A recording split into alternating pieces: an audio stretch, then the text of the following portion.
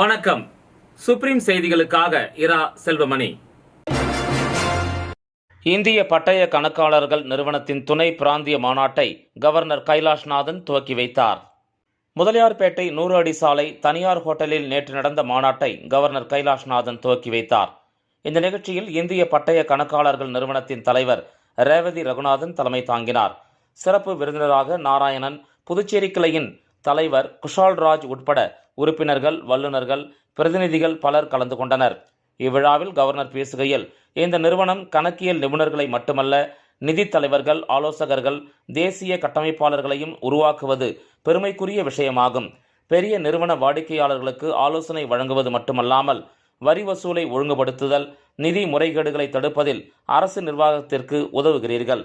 சிறு குறு மற்றும் நடுத்தர தொழில் நிறுவனங்கள் மேம்பாடு, வெளிப்படையான நிர்வாகத்திற்கு உதவுதல் அல்லது டிஜிட்டல் இணக்கத்தை மேம்படுத்துதல் என எதுவாக இருந்தாலும் புதுச்சேரி பட்டய கணக்காளர்கள் பொருளாதாரத்தை மேம்படுத்துபவர்களாகவும் நம்பகமான ஆலோசகர்களாகவும் செயல்பட வேண்டும் என்று அவர் பேசினார்.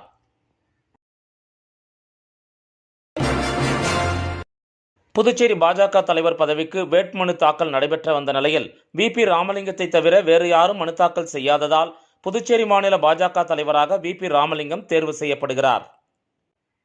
புதுச்சேரி காங்கிரஸ் ஆட்சியில் சபாநாயகராக இருந்த வி.பி. சிவக்கொழுந்துவின் சகோதரரான வி.பி. ராமலிங்கம் 22/2/1962 ஆண்டு பிறந்தார். இவர் 2019 இருந்து பாஜக உறுப்பினராக இருந்து வந்தார். அதன் பிறகு நடைபெற்ற சட்டமன்ற தேர்தலில் பாஜகவின் வெற்றிக்காக பணியாற்றிய இவருக்கு 2021 மே 11 நியமன சட்டமன்ற உறுப்பினராக தேர்வு செய்யப்பட்டார்.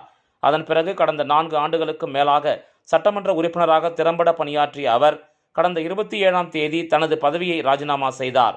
இந்த நிலையில் தற்போது தலைவராக இருக்கும் செல்வகணபதியின் பதவிக்காலம் முடிய உள்ள நிலையில் புதிய தலைவர் தேர்ந்தெடுப்பதற்கான வேட்புமனு தாக்கல் இன்று கட்சி அலுவலகத்தில் நடைபெற்றது.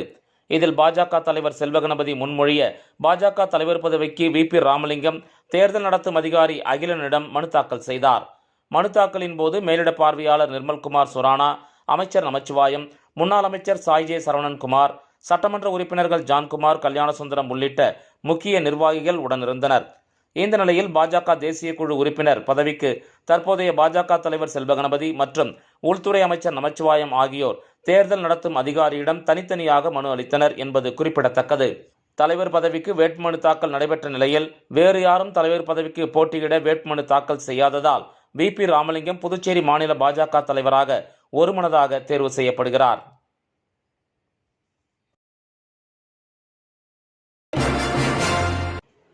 Association of consulting civil engineers Puducherry மையம் ஏற்பாடு செய்த கட்டுமான விருது 2025 வழங்கும் விழாவில் சிறப்பு விருந்தினராக கலந்து கொண்ட முதலமைச்சர் ரங்கசாமி பல்வேறு துறைகளில் சாதனை படைத்த பொறியாளர்களுக்கு தேசிய விருதுகளை வழங்கி கௌரவித்தார். ACCE நிறுவனத்தின் ஃபவுண்டேஷன் டே மற்றும் தேசிய விருதுகள் 2025 மற்றும் வீட்டு உபயோகப் பொருட்கள் கண்காட்சி கடற்கரை சாலை காந்தி திடலில் தொடங்கியது. இதில் சிறப்பு விருந்தினராக கலந்து கொண்ட பொதுப்பணித்துறை அமைச்சர் லட்சுமி நாராயணன் கண்காட்சியை தொடங்கி வைத்துவிட்டு வீட்டு உபயோக பொருட்கள் அடங்கிய அரங்குகளை பார்வையிட்டார். பசுமை கட்டடம் வடிவமைப்பு நிறுவனத்தில் நிர்வாக இயக்குனர் சந்தீப் பவானி வஜ்ஜே தலைமையில் நடைபெற்ற இந்த கண்காட்சியில் பசுமை பூமியை நோக்கிய பயணம், காற்றாலை சக்தி, சக்கரங்கள் மற்றும் சுத்தமான காற்று என்ற தலைப்பில் சொற்பொழிவுகள் நடைபெற்றது. தொடர்ந்து பொறியாளர்கள் சட்டம் மற்றும் கட்டுமானத் துறையில் அதன் தாக்கம் என்ற தலைப்பில் சொற்பொழிவுகளும் நடைபெற்றது. 2வது நாளான நேற்று சிறப்பு விருந்தினராக முதலமைச்சர் ரங்கசாமி கலந்து கொண்டு பல்வேறு துறைகளில் சாதனை படைத்தவர்களுக்கு தேசிய விருதுகளை வழங்கி கௌரவித்தார்.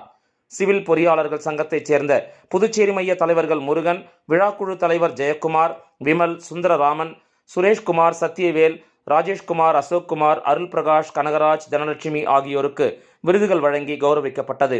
இந்த கண்காட்சியை புதுவை மக்கள் மற்றும் சுற்றுலா பயணிகள் ஏராளமானோர் பார்த்து பயன் அடைந்தனர். காலாப்பட்டு தொகுதிக்கு உட்பட்ட பிள்ளைச்சாவடி பகுதியில் உள்ள கங்கையம்மன் ஆலயத்தின் கும்பாபிஷேகத்திற்காக சட்டமன்ற உறுப்பினர் கல்யாணசுந்தரம் 7 லட்சம் ரூபாய் காசோலையை ஆலய நிர்வாகம் மற்றும் ஊர் பஞ்சாயத்தாரிடம் வழங்கினார். காலாப்பட்டு தொகுதிக்கு உட்பட்ட பிள்ளைச்சாவடி மீனவ கிராமத்தில் பிரசித்தி பெற்ற கங்கையம்மன் ஆலயம் கும்பாபிஷேக பணி நடைபெற்று வருகிறது. மேலும் ஆலயத்தின் திருப்பணிகள் நடைபெற்று வந்த நிலையில் தொகுதி சட்டமன்ற உறுப்பினர் கல்யாணசுந்தரம் ஆலய நிர்வாக பணிக்கு 7 லட்சம் ரூபாய் காசோலையை ஊர் பஞ்சாயத்து நிர்வாகிகளிடம் வழங்கினார். இந்த நிகழ்ச்சியில் பிள்ளைச்சாவடி கோயில் நிர்வாகத்தினர், ஊர் பஞ்சாயத்து நிர்வாகிகள், இளைஞர்கள், பொதுமக்கள் என ஏராளமானோர் கலந்து கொண்டனர். ஊசுடு சட்டமன்ற தொகுதிக்கு உட்பட்ட சேந்தநத்தம் பகுதியில் அமைந்துள்ள ஸ்ரீ முத்துமாரியம்மன் ஆலய கருவறையில் கதவுகள் வைப்பதற்கான பூஜை நடைபெற்றது. புதுச்சேரி மாநிலம் ஊசுடு சட்டமன்ற தொகுதிக்கு உட்பட்ட சேந்தநத்தம் பகுதியில் அமைந்துள்ள ஸ்ரீ முத்துமாரியம்மன் ஆலய கருவறையில் கதவுகள் வைப்பதற்கான பூஜை நடைபெற்றது. இதில் தொகுதியின் சட்டமன்ற உறுப்பினர் ஏ.கே. சாய்ஜே சரவணகுமாரின் துணைவியார் அண்ணா பிரபாவதி கலந்து கொண்டு பூஜையில் பங்கேற்று சிறப்பித்தார். தொடர்ந்து ஆலயத்தில் உள்ள கருவறைக்கு கதவுகள் வைக்கப்பட்டு தீப ஆராதனை காண்பிக்கப்பட்டது. இதனைத் தொடர்ந்து சட்டமன்ற உறுப்பினர் சாய்ஜே சரவணன்குமார் துணைவியார் அண்ணா பிரபாவதிக்கு ஆலயம் மற்றும் ஊர் பொதுமக்கள் சார்பாக மரியாதை செய்து சிறப்பித்தனர். இந்த நிகழ்ச்சியில் பாஜக தொகுதி ஒருங்கிணைப்பாளர் சாய் தியாகராஜன், ஆலய நிர்வாக அதிகாரி ஜெயக்குமார், ஊர் முக்கியஸ்தர்கள் ராமலிங்கம், முருகையன், ஆறுமுகம், சரவணன், தேவநாதன், அண்ணாமலை, கட்சி நிர்வாகிகள் பாண்டியன், பார்த்தசாரதி, ரகுராமன், தொகுதி தலைவி மல்லிகா, கோவில் ஸ்தபதி ராஜு மற்றும் ஊர் பொதுமக்கள் உட்பட ஏராளமானோர் கலந்து கொண்டு விழாவினை சிறப்பித்தனர். தொடர்ந்து ஆலயத்தில் சட்டமன்ற உறுப்பினர் சாய்ஜே சரவணன்குமார் துணைவியார் அண்ணா பிரபாவதிக்கு ஆலயம் சார்பாக மரியாதை செய்து சிறப்பித்தனர். விளம்பர இடைவேளைக்கு பிறகு செய்திகள் தொடரும். புது உலகம், புது வாழ்க்கை, அதை ஒரு இளவரசியை போல கடந்து செல்லணும். அதுக்கு நம்மளை அலங்கரிக்க முகல் காலகட்டத்தின் கலாச்சாரத்தை தழுவி அற்புதமான தங்க நகைகளை மெஹஃபில் கலெக்ஷனாக உருவாக்கி தருது ஜோசா லூகாஸ். மெஹஃபில், இனி மனங்களை வெல்லலாம். Mehfil, classical Mughal design jewelry from Josa Lucas. புது உலகம், புது வாழ்க்கை, அதை ஒரு இளவரசியை போல கடந்து செல்லணும். அதுக்கு நம்மளை அலங்கரிக்க முகல் காலகட்டத்தின் கலாச்சாரத்தை தழுவி அற்புதமான தங்க நகைகளை மெஹஃபில் கலெக்ஷனாக உருவாக்கி தருது ஜோசா லூகாஸ். மெஹஃபில், இனி மனங்களை வெல்லலாம். Mehfil, classical Mughal design jewelry from Josa Lucas. வெற்றியை தாரக மந்திரமாக கொண்டு இன்றைய மாணவர்களை நாளைய வல்லுநர்களாக உருவாக்கி கொண்டிருக்கும் Soumya paramedical institute.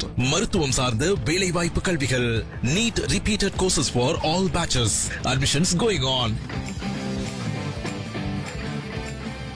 Degree courses: BSc Medical Laboratory Technology, BSc Dialysis Technology, BSc Optometry Technology, BSc Radiology Medical Imaging Technology, BSc Operation Theatre Technology. Diploma courses later entry மூலம் direct second year.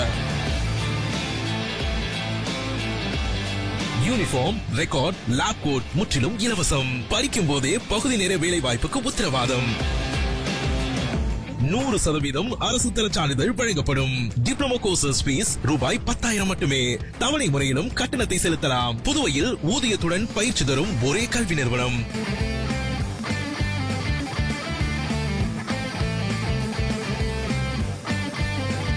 நமது Soumya paramedical institute, number 7, Koodapakkam main road, Villianur bypass, Puducherry. For contact 8220931846. புதுச்சேரியில் விட்டுவிட்டு கனமழை பெய்து வருவதால் பொதுமக்கள் மற்றும் சுற்றுலா பயணிகள் பெருமளவு பாதிக்கப்பட்டனர். மேலும் புறவழிச்சாலையில் வைக்கப்பட்டிருந்த ராட்சத பெயர் பலகை சாலையில் விழுந்ததால் போக்குவரத்து பாதிக்கப்பட்டது. வடமேற்கு வங்கக்கடல் மற்றும் அதனை ஒட்டியுள்ள பகுதியில் காற்றழுத்த தாழ்வு பகுதி உருவான நிலையில் இது மேற்கு வடமேற்கு திசையில் நகர்ந்து ஒடிசா, மேற்கு வங்காள கடலோர பகுதிகளை கடந்து நகரக்கூடும் என வானிலை ஆய்வு மையம் தகவல் தெரிவித்திருந்தது. மேலும் காற்றழுத்த தாழ்வு பகுதியின் காரணமாக வரும் 2ஆம் தேதி வரை தமிழகம் மற்றும் புதுச்சேரியில் மழை பெய்யக்கூடும் என அறிவித்திருந்தது. இந்த நிலையில் நேற்று காலை முதல் புதுச்சேரியில் வெயில் வாட்டி வந்த நிலையில் நேற்று இரவு கருமேகங்கள் சூழ்ந்து சுமார் 1 மணி நேரத்திற்கு மேலாக இடியுடன் பலத்த காற்றுடன் மழை பெய்தது. மேலும் பலத்த காற்றின் காரணமாக புதுச்சேரியிலிருந்து விழுப்புரம் செல்லும் புறவழிச்சாலையில் வைக்கப்பட்டிருந்த ஊரின் பெயர் பலகை சாலையோரம் நின்றிருந்த பேருந்தின் மீது சாய்ந்தது. அப்போது சாலையில் யாரும் செல்லாத காரணத்தால் சேதம் தவிர்க்கப்பட்டது. இதன் காரணமாக போக்குவரத்தும் பாதிக்கப்பட்டது. தொடர்ந்து சம்பவ இடத்திற்கு வந்த போக்குவரத்து போலீசார் பதாகையை அகற்றி போக்குவரத்தை சீர் செய்தனர். இரவு விட்டு பெய்த கனமழையின் காரணமாக பொதுமக்கள் மற்றும் வார இறுதி நாட்களில் சுற்றுலாவுக்கு வந்த பயணிகள் பெருமளவில் பாதிக்கப்பட்டனர்.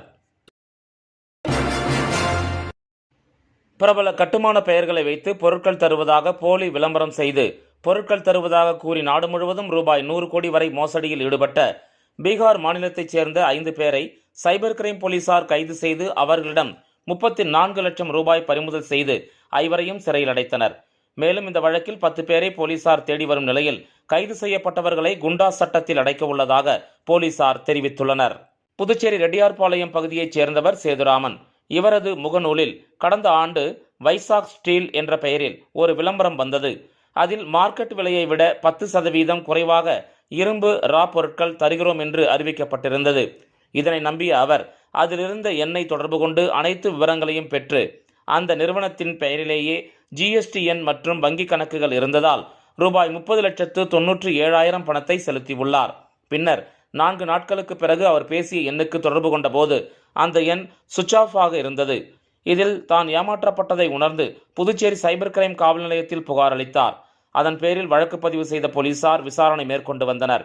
முதற்கட்ட விசாரணையில் அது வைசாக் ஸ்டீல் நிறுவனத்தின் உண்மையான முகநூல் பக்கம் இல்லை என்பதும் இதில் இணையவழி மோசடிக்காரர்களின் வேலை என தெரியவர சேதுராமன் தொடர்பு கொண்டு பேசிய எண், முகநூல் பக்கம் ஆகியவற்றை வைத்து விசாரணையை போலீசார் தீவிரப்படுத்தினர். அப்போது மோசடியில் ஈடுபட்டது பீகார் மாநிலத்தைச் சேர்ந்தவர்கள் என தெரியவர பீகார் தலைநகர் பாட்னாவிற்கு விரைந்த போலீசார் ராகுல்குமார் சிங், உத்தம் விஷால்குமார், ராய்ஷன் குமார், அபிஷேக் குமார் என 4 பேரை கைது செய்து புதுச்சேரி அழைத்து வந்து விசாரணை மேற்கொண்டதில் இவர்கள் இந்தியா முழுவதும் ஆயிரக்கணக்கான நபர்களை கடந்த 2019 வருடம் முதல் பல்வேறு மிகப்பெரிய கட்டுமான பொருட்கள் தயாரிக்கும் நிறுவனங்களின் பெயரை சொல்லி அவர்களின் உண்மையான விளம்பரங்களைப் போலவே ஃபேஸ்புக், வங்கி கணக்கு, செல்போன்கள் போன்றவற்றை அந்த நிறுவனங்களுக்கு ஒத்துப்போகின்ற மாதிரி உருவாக்கி மோசடி பணங்களை பெற வங்கி கணக்கை வாங்கி கொடுப்பதற்கு என எல்லா பணிகளுக்கும் பல்வேறு குழுக்கள் அமைத்து செயல்பட்டுள்ளனர். மேலும் இவர்கள் மீது 20 மாநிலங்களில் 54 புகார்கள் இதுவரை பதிவு செய்யப்பட்டுள்ளதும் இவர்களுக்கு ரூபாய் 100 கோடி வரை மோசடி செய்திருப்பதும் விசாரணையில் தெரிய வந்துள்ளது. இதனையடுத்து அவர்களிடமிருந்து 34 லட்சம் ரூபாய் ரொக்கப்பணம், செல்போன், வங்கி அட்டை, புத்தகங்கள், மடிக்கணினி மற்றும் டைரிகள் ஆகியவற்றை பறிமுதல் செய்த போலீசார் அவர்களுக்கு உடந்தையாக இருந்த பெங்களூரைச் சேர்ந்த தயாந்த் என்கிற நபரையும் கைது செய்தனர். தொடர்ந்து கைது செய்யப்பட்ட 5 பேரையும் நீதிமன்றத்தில் ஆஜர்படுத்திய போலீசார் அவர்களை காலாப்பட்டு மத்திய சிறையில் அடைத்தனர். மேலும் இவ்வழக்கில் இன்னும் 10 பேரை போலீசார் தேடி வரும் நிலையில் கைது செய்யப்பட்ட 5 பேர் மீது குண்டா சட்டம் பதிய உள்ளதாகவும் பிற மாநில போலீசாரும் இவர்களிடம் விசாரணை செய்ய உள்ளதாக போலீசார் தகவல் தெரிவித்துள்ளனர். 10ஆம் வகுப்பில் முதல் மதிப்பெண் எடுத்த மாணவிக்கு அபயம் தொண்டு நிறுவனத்தின் சார்பில் கல்வி உதவி வழங்கப்பட்டது. திருவள்ளுவர் பெண்கள் மேல்நிலைப் பள்ளியில் 10ஆம் வகுப்பு பயின்று 500 மதிப்பெண்ணுக்கு 458 மதிப்பெண் பெற்று திருவள்ளுவர் பெண்கள் மேல்நிலைப் பள்ளியில் முதல் இடத்தையும், புதுச்சேரி மாநில கிராமப்புற பள்ளி அளவில் மாநிலத்தின் 2வது இடத்தையும் பிடித்துள்ள மாணவி தமிழ்ச்செல்விக்கு அபயம் தொண்டு நிறுவனம் சார்பில் கல்வி உதவியும் நிதி உதவியும் அளிக்கப்பட்டது. இந்த விழாவுக்கு அபயம் தொண்டு நிறுவனர் கலைமாமணி முனைவர் சுந்தரமுருகன் தலைமை வகித்தார். ஆண்டவர் அறக்கட்டளையின் நிறுவனர் கட்டட பொறியாளர் முத்துராமன் அவர்கள் மாணவி தமிழ்ச்செல்விக்கு கல்வி உதவியையும், புதுவை தமிழ்ச்சங்கத்தின் துணைத் தலைவர் மற்றும் நண்பர்கள் தோட்டம் அமைப்பின் தலைவர் திரு திருநாவுக்கரசு அவர்கள் மாணவிக்கு அவர் எடுத்த மதிப்பெண்ணுக்கு சமமான தொகையை பரிசாகவும் அளித்தனர். இந்த பணப்பரிசானது முன்னதாக திருவண்ணாமலை ஊரில் வசிக்கும் மிகச்சிறந்த கவிஞரும் எழுத்தாளருமான திருமதி ஜீவா அசோகன் அவர்களால் அந்த மாணவிக்கு பரிசளிக்க சொல்லி கேட்டுக்கொண்டிருந்ததுக்கு இணங்க அளிக்கப்பட்டது. அந்த பணப்பரிசு அபயம் தொண்டு நிறுவனத்தில் இன்று வழங்கப்பட்டது. இந்த விழாவின் போது மாணவியின் தாயார் திருமதி லலிதா அவர்களும் உடனிருந்தார். விநாயகர் அறக்கட்டளை சார்பாக ஜிப்மர் மருத்துவமனை வளாகத்தில் 50வது வாரமாக சுமார் 500க்கும் மேற்பட்ட நபர்களுக்கு அன்னதானம் மற்றும் இனிப்பு வழங்கப்பட்டது. புதுச்சேரி மாநிலம் ஜிப்மர் மருத்துவமனையில் புதுச்சேரி, தமிழ்நாடு மற்றும் பல்வேறு மாநிலத்தில் இருந்து ஏராளமானோர் சிகிச்சைக்காக வந்து செல்கின்றனர். மேலும் பல்வேறு நபர்கள் தங்கி சிகிச்சை பெற்று வருகின்றனர். மேலும் சிகிச்சை பெற்று வரும் நோயாளிகளின் உறவினர்கள் மற்றும் வறுமையில் வாழக்கூடிய பொதுமக்களின் பசியை போக்கும் வகையில் விநாயகர் அறக்கட்டளை வாரந்தோறும் ஞாயிற்றுக்கிழமை அன்று ஜிப்மர் மருத்துவமனை வளாகத்தில் அன்னதானம் செய்து வருகின்றனர். அதன் ஒரு பகுதியாக இன்று விநாயகர் அறக்கட்டளை சார்பாக 50வது வாரமாக அன்னதானம், இனிப்பு மற்றும் வாட்டர் பாட்டில் வழங்கும் நிகழ்ச்சி நடைபெற்றது. இதில் புதுச்சேரி மினி லாரி அசோசியேஷன் தலைவர் RMS முருகசாமி, செயலாளர் நாகராஜன், பொருளாளர் வெங்கடேசன் ஆகியோர் சிறப்பு விருந்தினராக கலந்து கொண்டு அன்னதானத்தை தொடங்கி வைத்து சிறப்பித்தனர். இந்த நிகழ்ச்சியில் விநாயகர் அறக்கட்டளை நிர்வாகிகள் பலர் கலந்து கொண்டு விழாவினை சிறப்பித்தனர். மேலும் விநாயகர் அறக்கட்டளை நிர்வாகிகள் கூறுகையில், வறுமையில் வாழ்கின்ற பொதுமக்கள் மற்றும் உணவின்றி தவிக்கும் ஏழைகளுக்கு நம்மால் முடிந்த உதவிகளை செய்ய வேண்டும் என்ற நோக்கத்தில் தொடர்ந்து 50வது வாரமாக அன்னதானம் செய்து வருகின்றோம் என்று தெரிவித்தார். மேலும் உதவுகின்ற மனம் படைத்த அனைவரும் தங்களால் முடிந்த உதவிகளை பொதுமக்களுக்கு செய்ய வேண்டும் என்ற நோக்கத்தில் தாங்கள் செய்து வருகின்றோம் என்றும் தெரிவித்தனர். இந்த நிகழ்ச்சிக்கான ஏற்பாட்டினை விநாயகர் அறக்கட்டளையின் நிர்வாகிகள் மற்றும் உறுப்பினர்கள் வெகு சிறப்பான முறையில் செய்திருந்தனர். இந்த செய்தி அறிக்கை இத்துடன் நிறைவு பெறுகிறது. வணக்கம்.